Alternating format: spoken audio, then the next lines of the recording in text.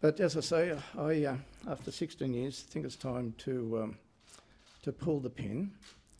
I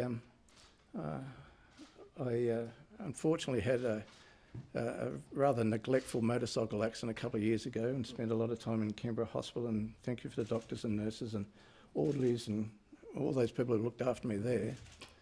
And had a pretty well publicised incident in the Parliament last year.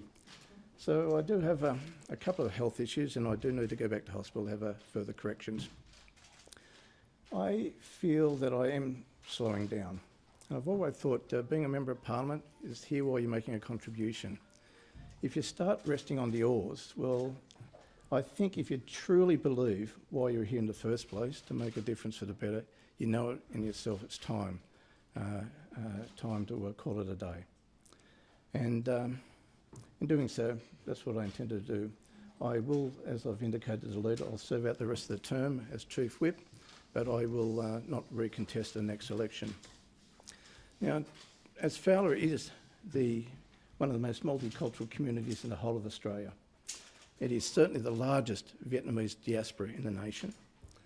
Now, me leaving, or my departure at least, I think will give the party the opportunity to consider someone not only who has the necessary commitment and drive and energy to perform the task of a Member of Parliament representing that community, but also represents the face, the aspirations of what is one of the most diverse communities in the country.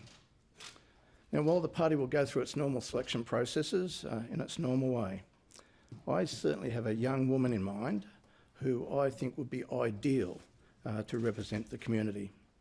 A young lawyer, very competent in her own right, working in community law, so not out there to make $1 million, but someone of the Vietnamese heritage, and importantly, the daughter of refugees to this country. So someone who has grown up in our local area, has been the product of our education system, and has demonstrated now for a long period of time her ongoing commitment to advancing the interests of our area. Now, I don't intend to put a name out at the moment, but I would be encouraging her to nominate for pre-selection for the seat of Werriwa. Seat of Fowler. Now, I have invited a few of our friends from our Vietnamese diaspora here, and Quang Lu, who used to be the head of SBS, which we do a lot of work in with his temple in Werriwa Park. But can I just say to the Vietnamese diaspora, Nui Vietnam, Rak Lak Dak Bi, John Kim Doi. If I can translate, the Vietnamese people have a very, very special place in my heart.